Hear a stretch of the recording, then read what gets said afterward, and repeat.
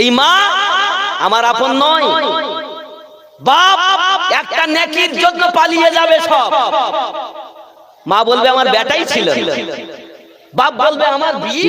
মায়ের স্থান আলাদা, ওস্তাদের স্থান আলাদা, পীরের স্থান আলাদা, ঠিক কি না? মায়ের কাছ থেকে কেউ আলেম হয় না, মায়ের কাছ থেকে কেউ ইঞ্জিনিয়ার হয় না, ডাক্তার হয় না, তাকে গুরু ধরতে হয়, তার নাম শিক্ষক। সবকিছু শিক্ষা করার পর জ্ঞান তো দুই রকম, এক হলো পুঁথিগত বিদ্যা, স্কুল কলেজ পাঠশালা ইউনিভার্সিটি মাদ্রাসায় হয়, এর নাম পুঁথিগত বিদ্যা বলে। আর একটা বিদ্যা হলো দীক্ষা বিদ্যা।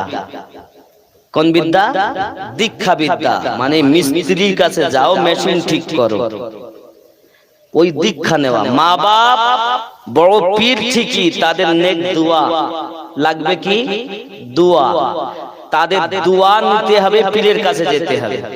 পীর যা পারবে তোমার মা পারবে না, ওস্তাদ যা পারে তোমার মা বাপ পারবে না। মা বাপের সম্মান অতি উঁচু, তাই বলে পীরের স্থান আলাদা, স্থান পরিবর্তন করার নামই অপরাধ।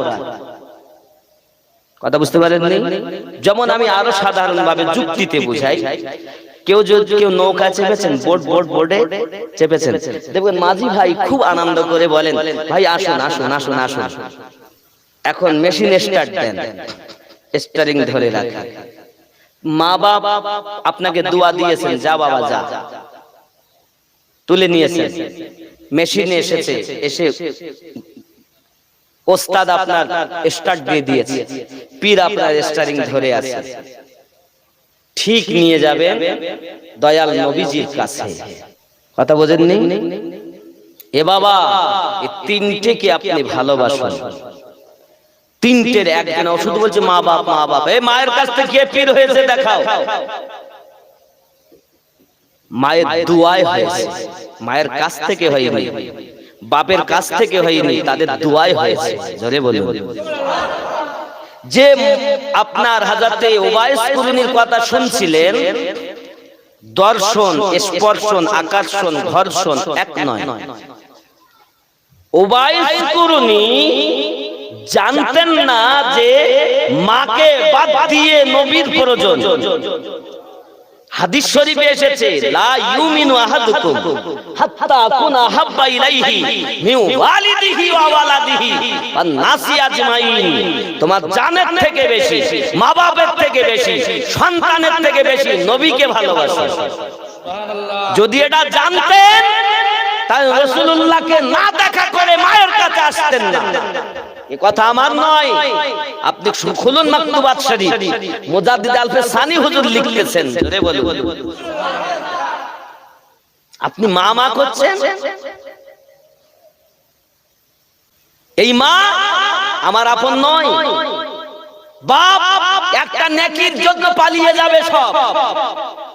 মা বলবে আমার বেটাই ছিল, বাপ বলবে আমার বিয়ে হয়।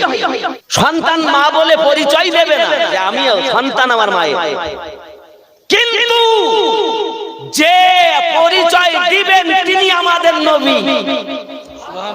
আর ওই নবীকেই পেতে গেলে দরকার ওলি। মা বাপের দোয়া নাও, ওলি আল্লাহর কাছে যাও, আর ওলি আল্লাহর নেক নেঘাতে রাসূলুল্লাহর দিদার লাভ করে নাও। এটাই হয় সুন্নি পথ।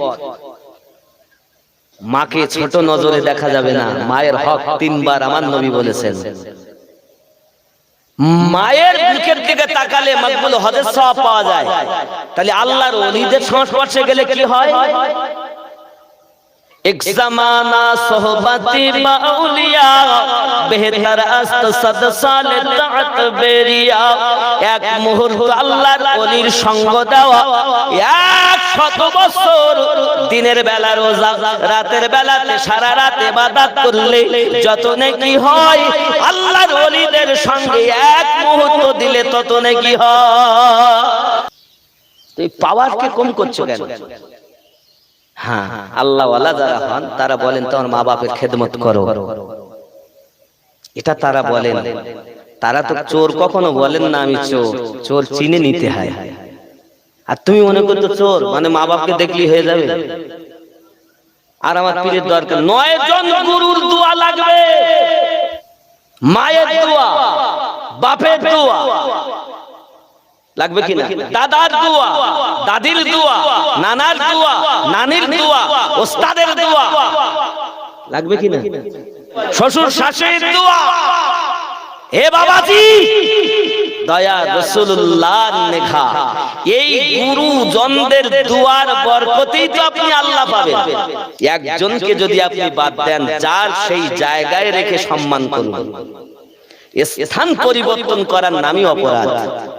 মুজাদ্দিদ আল-ফিসানি রাহমাতুল্লাহ আলাইহি বলেন, উবাইস করুনি যদি জানতেন যে মা জননী থেকেও নবীর সম্মান বেশি, মায়ের জন্য দাঁড়িয়ে থাকতেন না, ছুটে আসতেন না। হাদিস শরীফে এসেছে, যদি কেউ নফল নামাজ পড়ে আর নবী পাক ডাকে, তো নামাজ ফেলে নবীর ডাকে সাড়া দাও। এত সম্মান আমার নবী কে দিয়েছেন? আল্লাহ। আরো বলা হয়েছে, তুমি নফল নামাজ পড়ছো, তোমার মা ডেকেছে, তুমি নামাজ বাদ দিয়ে তোমার মায়ের ডাকে সাড়া দাও। এত সম্মান মায়ের। আব্বাজি আমার সোনা মানিকেরা, এটা আলাদা জিনিস। পৃথিবীর জমিনে পিতা মাতাকে যারা ভালোবেসেছে, পিতা মাতার বিনা হুকুমে, বিনা নেক দোয়াতে কেউ আল্লাহর ওলি হতে পারেনি। কিন্তু মায়ের কাছ থেকে ওলি হয় না, ওলি হয়েছে আল্লাহ ওয়ালাদের কাছ থেকে। আব্বাজি আমার খুব ভালো করে ব্রেনের ভিতরে নিন, হযরতে মনসুর হাল্লাজ পৃথিবীর জমিনে আল্লাহ আল্লাহ করেছেন, হযরতে উবাইস করুনি আল্লাহ আল্লাহ করেছেন। পৃথিবীর জমিনে বালকের বাদশা ইব্রাহিম বিন আদহাম আল্লাহ আল্লাহ করেছেন। এবার ঢুকে গেছেন তিনি এক পাহাড়ের উপরে উঠে এক গুহার মধ্যে। ইব্রাহিম বিন আদহাম পাহাড়ের মধ্যে গুহায় ঢুকে উনি আল্লাহ আল্লাহ মাতোয়ারা হয়ে গেছেন। রাত দিন উনি একাকার করে ফেলেছেন, আল্লাহ আল্লাহ করে চলেছেন। বাবা, এক সপ্তাহ পর্যন্ত উনি গুহা থেকে বার হন না। শুক্রবারের দিন উনি বেরিয়ে আসেন। হযরত উবাইস করুনি বাবাজি আমার মা জননীর হুকুম নিয়ে রাসূলুল্লাহকে দেখতে চলে গেছেন। বাবা আমার নবী পাককে দেখা না পেয়ে মায়ের কাছে ছুটে এসেছে। আবার মায়ের হুকুম অমান্য হবে বলে মুজাদ্দিদ আল-ফিসানি হুজুর বলেন, মায়ের থেকে নবীজির সম্মান বেশি। ওনার এটা জানা নেই বলে, উনি এটা বুঝেননি বলে মায়ের কাছে এসেছেন। অসুবিধা নাই, এই জন্য তিনি সাহাবী হতে পারেননি। তাবিঈনদের মধ্যে শ্রেষ্ঠতম তাবিঈন তার সম্মান পেয়েছে, খালি মায়ের হুকুম পালন করেছেন। কিন্তু এক নজর যদি রাসূলুল্লাহকে দেখতে পেতেন জাহিরি চোখে, উনি সাহাবীদের মর্যাদা পেতেন। কথা বুঝেছেন বাবা? সাহাবায়ে কেরাম রিদওয়ানুল্লাহি তাআলা আলাইহিম আজমাইন গণ আমার রাসূলুল্লাহকে দেখেছেন, সেই মহব্বত নিয়ে ইন্তেকাল করেছেন, তাকে সাহাবী বলে। কিন্তু অন্তর চোখে উবাইস করুনি বহুবার নবীজিকে দেখেছেন।